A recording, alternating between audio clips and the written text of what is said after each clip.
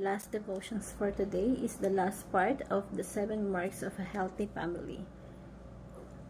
So, special devotions, or this is a seminar. So, maraming tayong tinalakay ng mga nakaraan. So, this time pag-uusapan natin is continuity. Isang mark ng healthy family is merong continuity. Merong Christian influence, merong Christian culture, merong godly cultures na naipapasa sa mga anak. Aanin natin yung magandang nasimulan kung hindi naman maipagpapatuloy. So, continuity, legacy of faith through generations.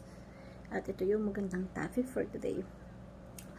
Is mula sa Timothy 2 Timothy verse 5. Ito ay sulat ni Apostol Pablo kay Timoteo, at sabi dito, I am reminded of their sincere faith. Kausap ni Pablo si Timothy. So, hindi nakakalimutan ni Pablo yung sincere na pananampalataya ni Timothy, which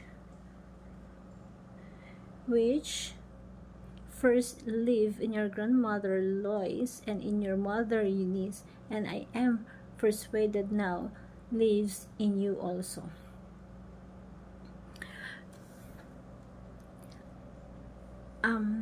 Itong verse na to, makikita natin yung pananampalataya is talagang ma-influence. Grandmother to mother, mother to apo.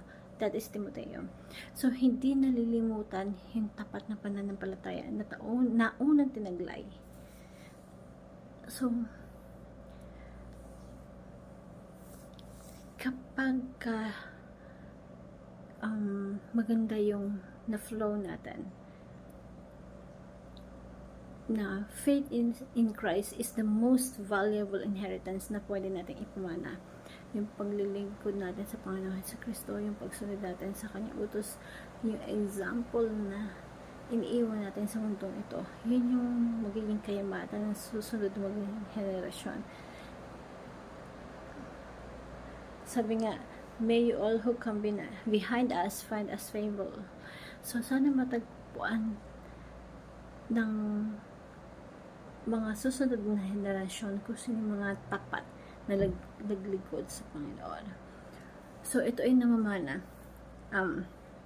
Pwede kang mag-invest sa negosyo, pwede kang magpayaman, bumili ng mga properties, maraming lupain, magandang bahay, kotse, pwede mong ipamana yun sa mga anak at sa iyong mga apo. Pwede, maganda yun, that is a good thing. Pero kung hindi sila mananampalataya at wala silang takot sa Panginoon, is ang alam nila kayamanan dito sa lupa, sayang. Kasi hindi yung valuable, hindi yun talagang mahalagang inheritance. Ang tunay na mahalagang kayamanan ay yung pananampalataya sa ating Panginoon, yung pagsunod sa ating Panginoong Jesucristo. So, ilan sa atin na narito na yung, alam mo yun, yung mga ninunod natin nagtapat sa Panginoon at naglingkod sa Panginoon, yung pagiging faithful sa Panginoon, na bago yung kultura ng kanilang mga anak. At yung kultura ng kanilang mga anak, minana natin ngayon mga apo. So, madalas, ganon, may mga pangyayari. Yung grandparents, tapat yan sa Panginoon, minana ng mga anak, minana ng mga apo. So, namamana natin yung magandang kultura. Now, kung yung parents mo grandparents mo is hindi tagasunod ng Panginoong Jesucristo at ikaw yung first generation of Christians sa iyong family, asahan mo, magtapat ka sa Panginoon, maglingkod ka sa Panginoon, magpatuloy ka sa iyong pananampalataya, asahan mo yung mga anak mo, ma-influensyahan mo, at yung mga apo mo, ma-influensyahan mo. And that is the inheritance na mas mahalaga pa sa bahay at lupa at negosyo. Faith in Christ is the most valuable inheritance, and the legacy of faith is the seed full of potential. So, yung legacy ng pananampalataya ito isang puto na punong-puno ng potential, na yung buto, kung gaano katindi yung potential niyan, pag tinanim mo, magiging puno yan. Like puno ng mangga, diba? Or ng bayabas. Na isipan mo yung bunga, yung dami ng bunga yan. At bawat bunga may buto. At bawat buto, pwede mo ulit itanim at maging mga puno. So, ito yung is a seed of faith, yung pananampalataya. Yung legacy of faith, that is the seed full of potential. Seed full of potential.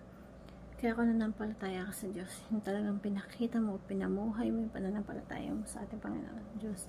That is the seed of faith, and that is the legacy of faith, na kapag sinala natin sa mga anak, sa ating pamilya, so, hindi natin nila mapifeel kung gaano karami yung saya, gaano kalawak yung maimpluwensyahan.